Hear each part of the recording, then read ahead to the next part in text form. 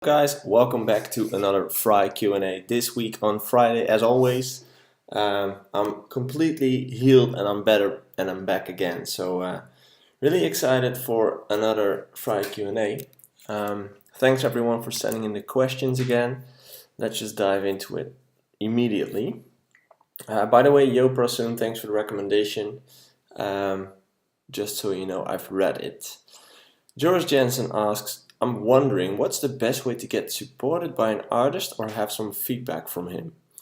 Well, the best way is to set up a relation. So I know that sounds really easy, but in the end, you have to approach working in a network as creating friends.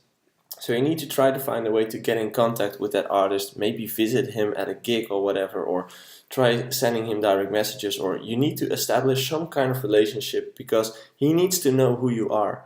Because when you send him an email and he knows who you are, he will definitely open it, and he will not open tracks from someone that he doesn't know. Sometimes they do, but most of the time they don't. So setting up a relationship is key. And on the other part, if you would like to get feedback from him or if you would like to get support from him, I would send it out. I would only send it out to DJs who you think would play that track. So for instance, if you have an EDM track, you don't send it out to a hip hop DJ, you need to find a DJ who supports your kind of genre. So do some research in that and only send music to DJs who you think will support your music.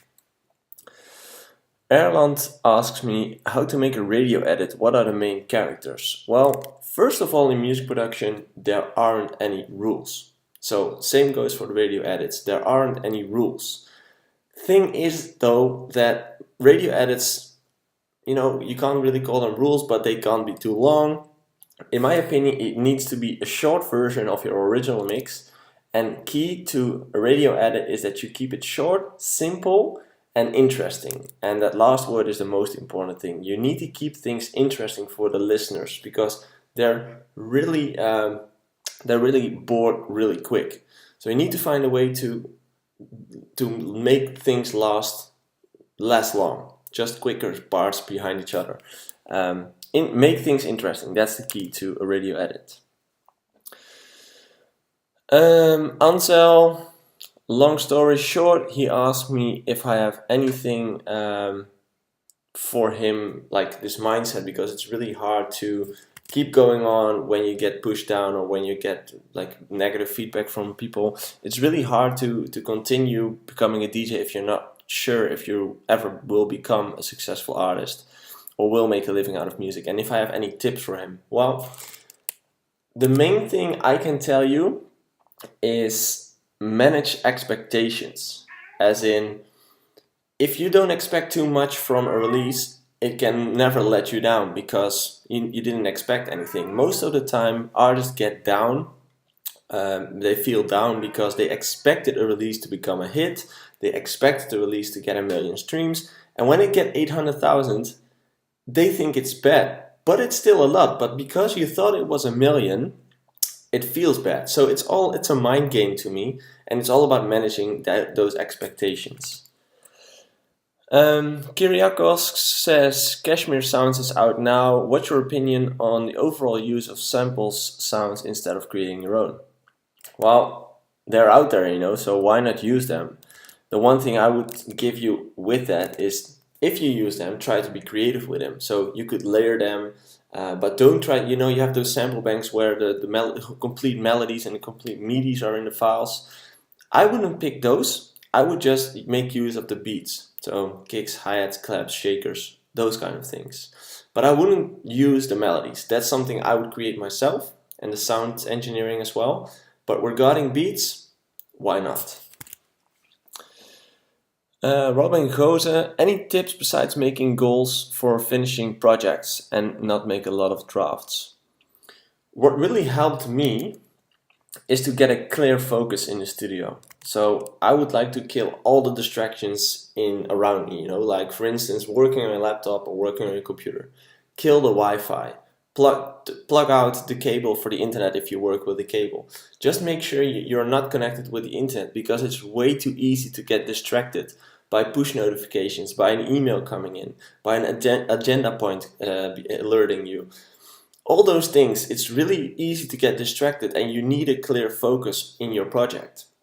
So kill distractions, kill the Wi-Fi and internet on your computer, leave your phone outside of your studio, just lay it down somewhere else, turn off the sound and just focus into your project.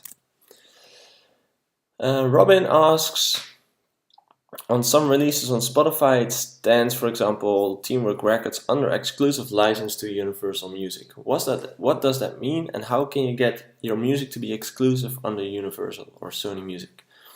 Well, it could mean that that specific track is licensed by another label, which kind of means that it's like released twice under two different labels, because you can license your track on different kind of labels for different kind of territories.